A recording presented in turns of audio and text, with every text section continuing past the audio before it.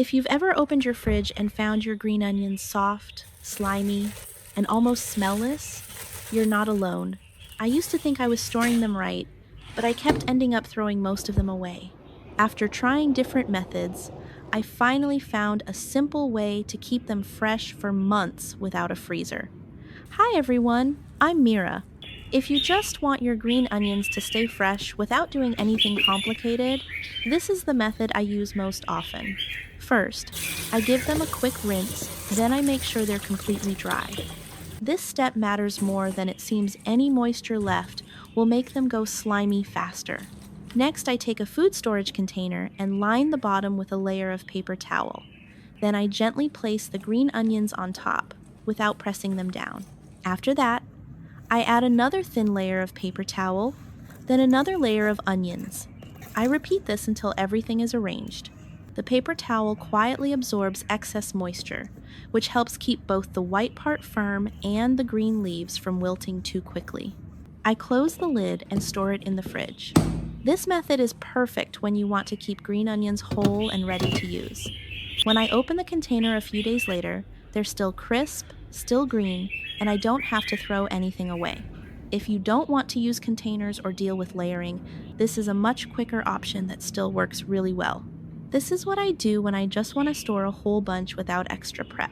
First, I make sure the green onions are clean and completely dry. Just like before, any moisture left will make them go bad faster, so I take a moment to pat them dry if needed. Then I line them up straight and wrap the whole bunch with plastic wrap.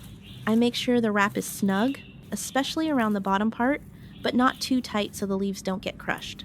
This helps limit air exposure and keeps the moisture inside balanced so the onions don't dry out or wilt too quickly. After that, I place the wrapped onions in the vegetable drawer of the fridge, away from fruits like apples or bananas. When I take them out a few days later, they still look fresh, green, and ready to use. If your green onions usually go bad from the bottom first, this quick fix helps a lot. Here's what I do. First, I remove any wilted or damaged outer leaves. Then I take a small piece of foil and wrap it around the root area about 1 to 2 inches of the base. I don't wrap it too tight, just enough to hold moisture in place. I leave the green tops unwrapped so they can stay fresh and keep their shape. The base is where moisture builds up the most, and that's why it turns soft or slimy first. The foil helps control that moisture so the onions stay firm longer. After that, I place them in the fridge, either in the drawer or a loose bag. When I take them out a few days later, the roots still look clean and the whole bunch stays fresher. If you cook often and want your green onions ready to grab without turning into one frozen lump, this is the method I really like to use. It takes one extra step at the beginning, but it saves so much time later. Now, here's how I do it step by step. First, I wash the green onions, let them drain well, and make sure they're completely dry. If there's still moisture on them, they'll freeze together and lose that loose texture you want. Next, I cut them the way I normally use them. Sometimes I keep the white parts a little thicker for cooking, and I cut the green tops a bit smaller for soups, eggs, or fried rice. Then I spread everything out in a thin, even layer on a tray or plate lined with parchment paper. I make sure the pieces are not piled on top of each other. That part matters, because if they overlap too much, they'll freeze into clumps. After that, I place the tray in the freezer for about 1 to 2 hours, just until the pieces are individually frozen. Once they're firm, I transfer them into a zip-top freezer bag and press out as much air as I can before sealing it. This way, the onions stay loose instead of sticking into one solid block. When I need some, I can take out exactly the amount I want and put the bag right back. No thawing, no breaking apart frozen chunks, and no waste. This is the method I use when I want convenience, flexibility, and a freezer full of green onions that still feel easy to work with. Method 5 is the one I reach for the most when I want something ready to use without any extra steps. On busy days, this is what saves me the most time in the kitchen. Now, here's how I do it step by step. First, just like before, I clean the green onions and make sure they're completely dry. Any extra moisture will affect the texture later, so I always take a moment to get this part right. Next, I chop them based on how I usually cook. Smaller pieces for garnishing, slightly larger ones for stir fries or soups. Then I place everything into a bowl and add about 2 to 3 tablespoons of oil. It can be vegetable oil, olive oil, or anything mild. I mix it gently so every piece is lightly coated. This thin layer of oil helps protect the onions from air and keeps them from sticking together when frozen. After that, I scoop the mixture into an ice cube tray, filling each section without packing it too tightly. If needed, I add just a little water to help hold everything together. Then it goes straight into the freezer. Once frozen, I transfer the cubes into a zip-top bag to save space. When I'm cooking, I just take 1 or 2 cubes and drop them directly into the pan.